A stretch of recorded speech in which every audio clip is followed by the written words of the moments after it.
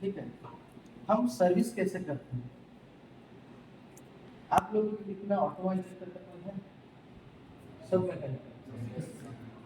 देखो हम लोग को इंजन, गियरबॉक्स, डिफरेंशियल, सस्पेंशन ये सब कुछ पढ़ाए होंगे।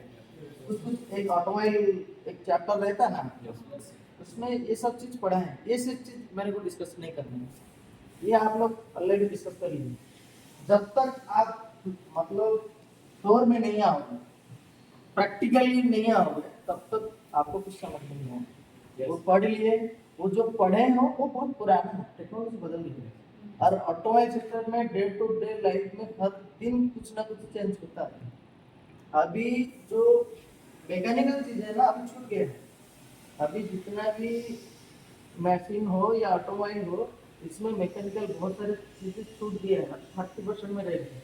और 70% क्या आ गया है, electrical, electronics and software.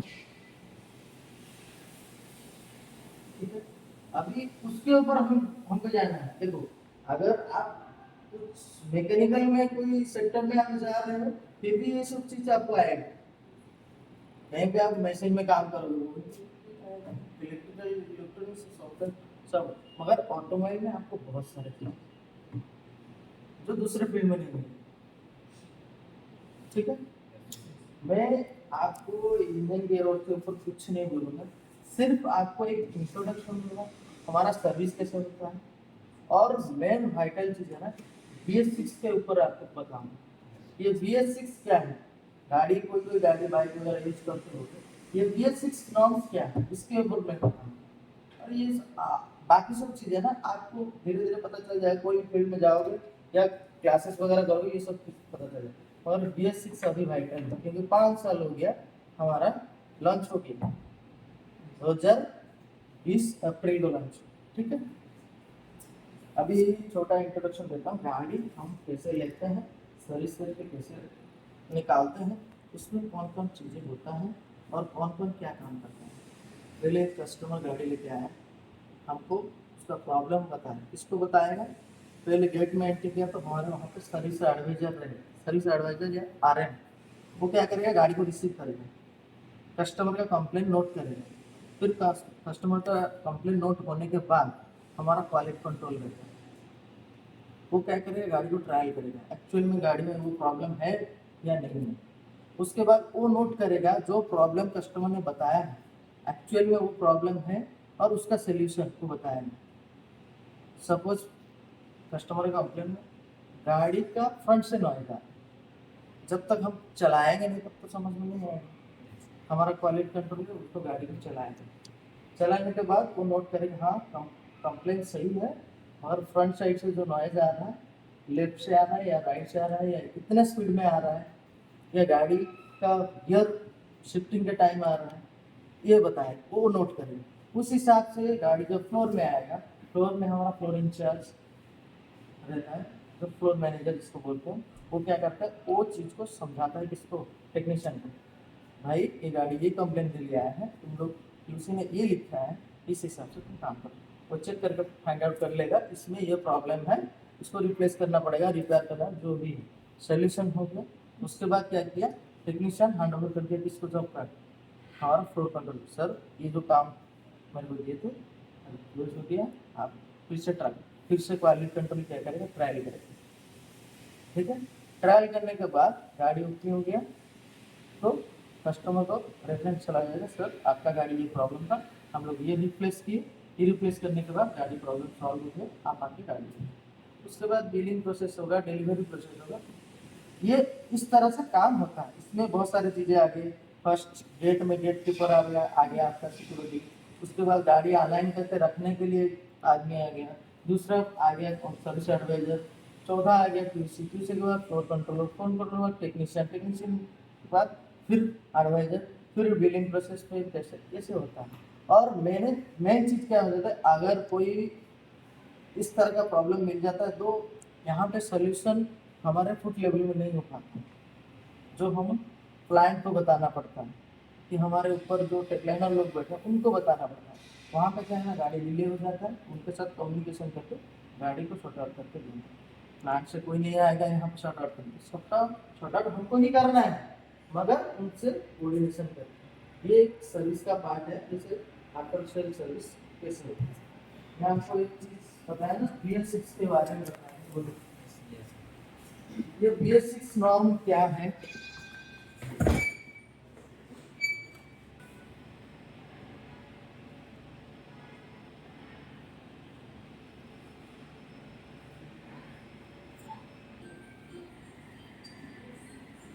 In this section, you will learn about division. सुनो, कोई भी टीचर हो, कोई भी ट्रेनर हो, कितना पढ़ाएंगे आप लोग, कितना लिखोगे, जितना मेमोरी में हमारा स्टोर होता है, सबसे अच्छा स्टोर मेरा रीजन है क्या है, जब तक नहीं देखोगे तब तक मेमोरी में स्टोर नहीं।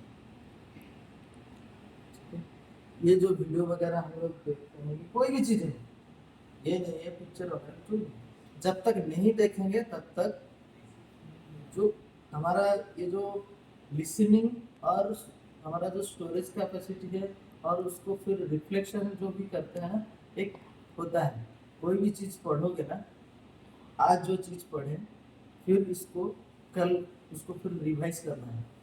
अगर आप जानते हो कि ये चीज़ मेरे को लाइफ टाइम के लिए काम करेगा, तो उसका एक पैटर्न है क्या है ना, आज जो चीज़ पढ़े हैं कल फिर से रिवाइज करना पड़ेगा, फिर 7 डेज के बाद रिवाइज करना पड़ेगा, फिर 15 दिन के बाद उस चीज़ को पर्टिकुलर उस चीज़ को पढ़ो, फिर 1 महीने के बाद, उसके बाद हर 6 महीने में उसको रिवाइज करोगे तो लाइफ टाइम तक आपका याद रहेगा। कोई भी चीज़, अगर आप जानते हो नहीं ये क्लास मेरा खत्म हो गया, उसके बाद दूसरे क्लास में ये मेरा लाइफ में नहीं, तो छोड़ सकते हो। और ज़्यादा भी चीज़ें अपना मेमोरी में स्टोर नहीं करना, जो चाहिए उसको ही रखना, ठीक है।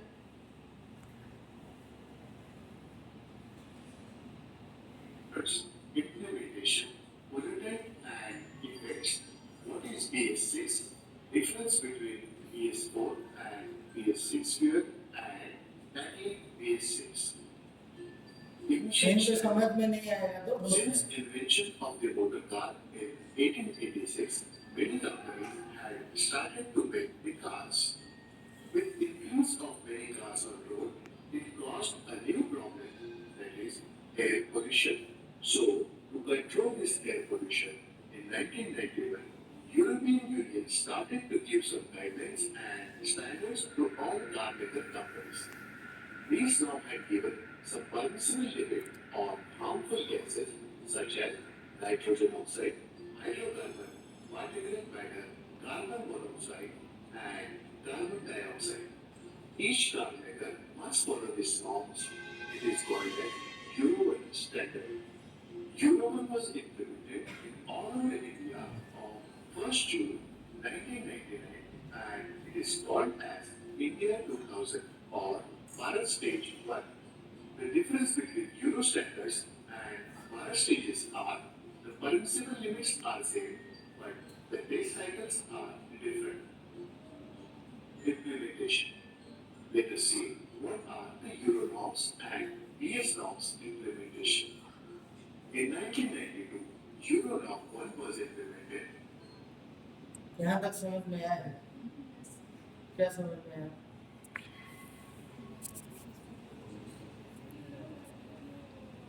बताओ क्या समझ में आया?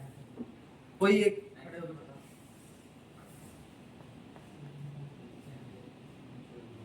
Anyone? इसलिए बोलता हूँ कहीं पे समझ में नहीं आता ना, पूछना हीरो 1 क्या है, भारत स्टेज भी क्या है। देखो डे टू डे लाइफ में पॉल्यूशन बढ़ रहा है, पॉल्यूशन की वजह से बहुत सारी बीमारियां भी फैल रही हैं। इसको कैसे कंट्रोल किया जाए, उसके ऊपर हमारा वर्ल्ड हेल्थ में जो रहता है कुछ चीज़ें वो करता है, हर कंट्री को भी बोलता है भाई आपका पोल्यूशन कंट्रीब्यूट इतना हो रहा है तो आपको इसको कम करना पड़ेगा। वैसे ही हमारा ऑटोमोबाइल्स के लिए भी कुछ नॉर्म्स आए हैं, जो कंपनी फॉलो करना पड़ता है। अगर नहीं फॉलो करोगे तो आप गाड़ी बेच नहीं पाओगे, ना कोई कस्टमर खरीदेगा। ये जो प्रॉब्लम है ना, आपको दिखता नहीं है मगर होता है। अभी दिल्ली में जाओगे ना, आप यहाँ से मिनिमम 1 किलोमीटर तक देख सकते हो, दिखाई देता है। मगर दिल्ली में जाओगे ना, इतना पोल्यूशन है, आपको 200 मीटर तक नहीं दिखेगा। इसको कंट्रोल करना है, इसके वजह से बहुत सारे डिजीज फैल रहे हैं। ठीक है, यूरोप ने क्या किया, इसके ऊपर एक रिसर्च किया, वो एक स्टेज लागू किया कि भाई 1992 में यूरोप 1 जो है, ये इसके हिसाब से हमारा कंट्रीब्यूशन इतना है पोल्यूशन के लिए, हमारा कंट्री का, आपका कंट्रीब्यूशन इतना है, आपका और मेरा हिसाब से मेरा ये स्टेज लागू होगा, आपके हिसाब से ये स्टेज लागू। ठीक है, अभी समझ में आ गया। और हमारा पोल्यूशन जो अभी कुछ देर पहले वीडियो में दिखा है,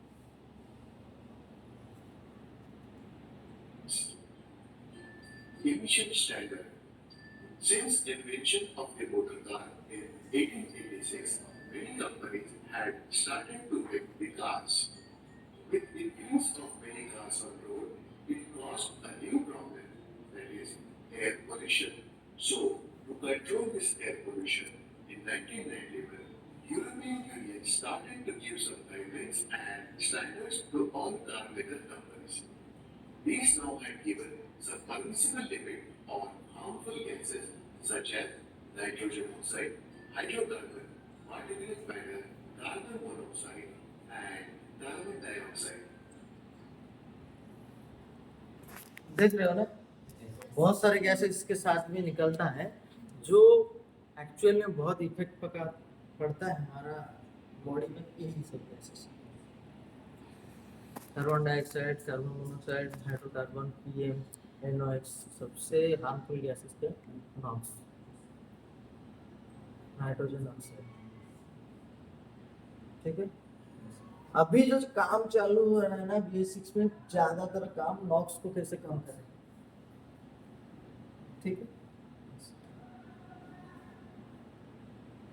Each car maker must follow these norms.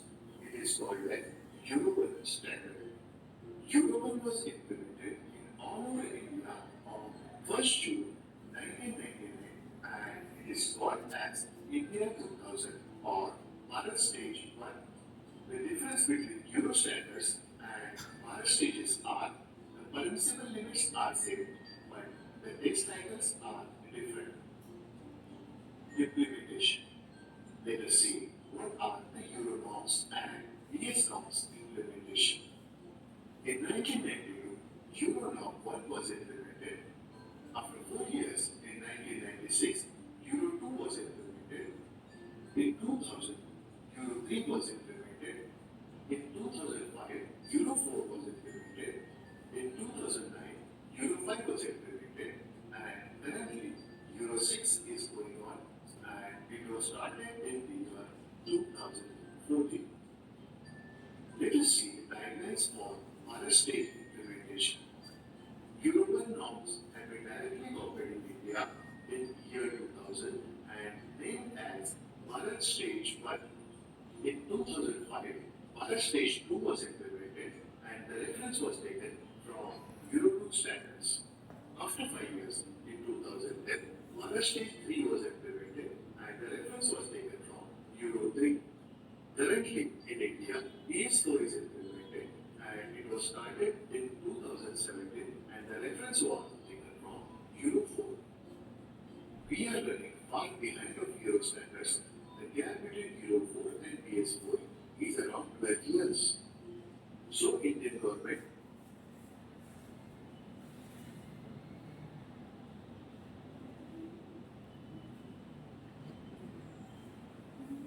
इसमें कुछ समझ में आया। देखो, मैं आपको ये चीज ना, मैंने बहुत चीजें हैं, मैं आपको सिर्फ की पॉइंट थोड़ा बहुत बोल रहा हूँ।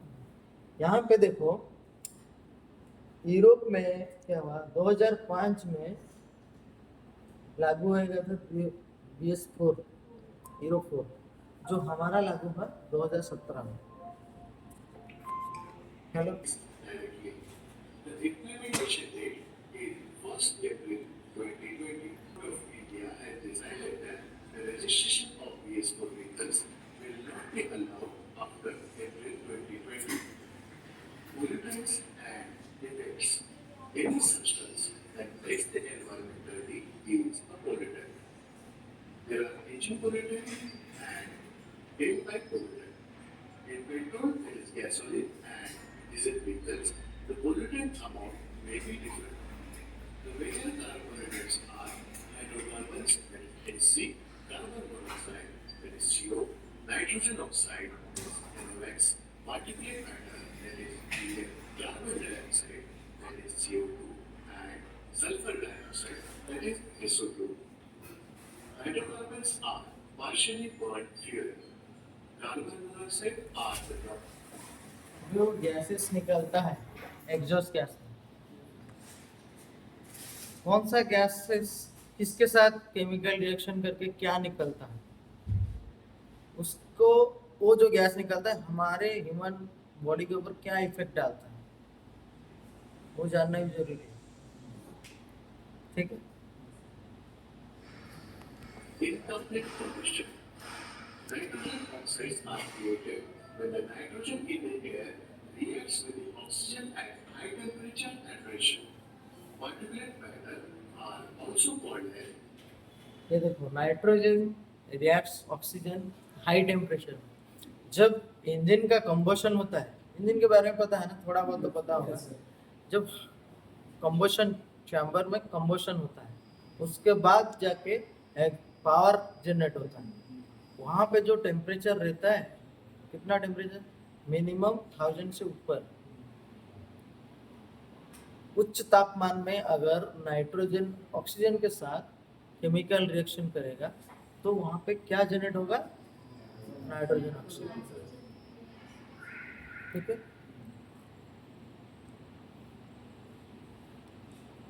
or smoke. They are made up of particles within micron size. Effects of pollutants on human life.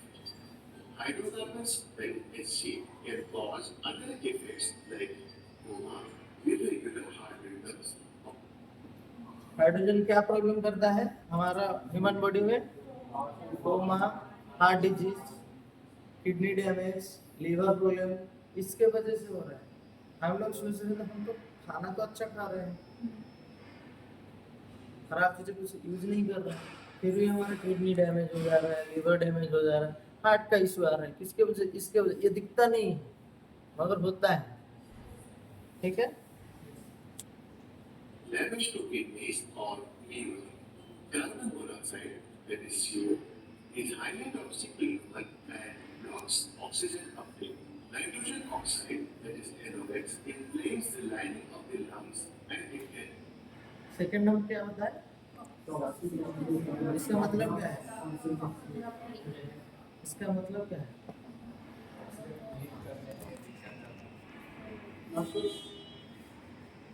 और कुछ मेन ये क्या करता है ना, हमारा जो रोग प्रतिरोधक शक्ति है ना उसको घटा देता है, इम्यूनिटी पावर को घटा देता है। ठीक है, lung infections. Nitric acid contributes to acid rain. Particulate matter, that is air exposure, can affect both lungs and heart. Carbon dioxide, that is CO2, is a major contributor for global warming. What is BS6? The BS6 emission standard is a sixth iteration of emission law and comparatively it is a substantial leap in terms of reducing pollution compared to the outgoing BS4. The BS6 norms are so tight on NOx and PM, it is a small narrow window at the left bottom side. If we have to sell vehicles in India, all our vehicles need to fit in that small narrow window. अगर India में business करना है, कोई भी automobile sector, कोई भी गाड़ी, अगर उसको इंडिया में बिजनेस करना है ना, BS6 नॉर्म को मानना पड़ेगा, उस हिसाब से आपको गाड़ी मैन्युफैक्चरिंग करना पड़ेगा। अगर करोगे तो आपका रजिस्ट्रेशन होगा, तो नहीं होगा। ठीक है। Difference between BS4 and BS6 fuel. A major difference between BS6 and BS4 fuel is the sulfur content in the BS6 fuel is 5 times lower, that is 10 ppm, as compared to the sulfur content in BS4 fuel, that is 50 ppm. BS6 diesel will release less particulate matter, that is PM, upon combustion. BS6 fuel is much cleaner fuel, while the lubricity is maintained same as BS4 fuel. Now, one frequently asked question: can BS4 vehicles run on BS6 fuel? BS4 इसका मतलब क्या समझे? इससे पहले दिखाया, देखो जितना भी हार्मफुल गैस निकलता है सल्फर की वजह से, अगर सल्फर का मात्रा ज़्यादा रहेगा फ्यूल में तो पॉल्यूशन ज़्यादा होगा। ठीक है, उसको हमको कम करना है। जो फ्यूल हमारा आ रहा है, यहाँ पे क्या दिखा रहा है, जो BS4 के टाइम में 2017 में जो फ्यूल आ रहा था, 17 से पहले या 17 में, उसका लेवल के हिसाब से अभी जो BS6 गाड़ी के लिए जो फ्यूल आ रहा है, जैसे हमारे ऊपर लोग मतलब कुछ रोक लगाए हैं भारत सरकार ने, फ्यूल के ऊपर भी कुछ रोक लगाए हैं। भाई आप ये फ्यूल, इस स्टैंडर्ड का फ्यूल आपको देना पड़ेगा, तब जाके पोल्यूशन कम होगा। हम तो बना दिए BS6 के हिसाब से बना दिए, मगर हम जो खाएंगे खराब चीज खाएंगे तो वो निकलेगा ही खराब, उसके ऊपर भी रोक लगा दिए। ठीक है। vehicles can run on BS6 fuel without any issues. Tackling BS6, while technology has been evolving to meet regulatory requirements, we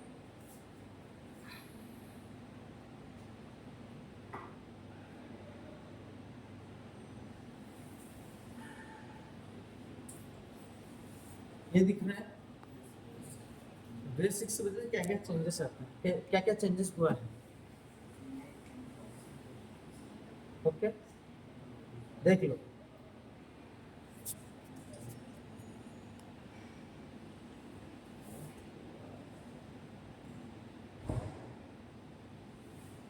without any issues. Tackling BS6, while technology has been evolving to ये इतना सारे parts में changes किए गए हैं, जिसके कारण pollution को रोक सकते हो। फोटोग्राफ ले सकते हो, ले सकते हो। ठीक है, और इसको एक्सप्लेन करूंगा तो फिर आपको यहाँ पर रहना पड़ेगा 2 दिन। ठीक है। regulatory requirements, BS6 will push the technology further by bringing more electronics and control systems. There will be changes in engine technologies and in exhaust aftertreatments in both gasoline and diesel vehicles. EAP technologies like diesel oxidation catalyst (DOC), selective catalytic reduction (SCR), lean ground strap (LNT), and diesel particulate filter (DP). आप लोग के कितना घर में 4 wheeler है? हाँ तो था पूरे गाड़ी इनके इन लोगों के घर में 4 व्हीलर है। फोर व्हीलर 10% लोगों के घर में। इसमें आप लोगों का कितना नया गाड़ी है? ये 2000 के बाद का गाड़ी, कौन सा गाड़ी है?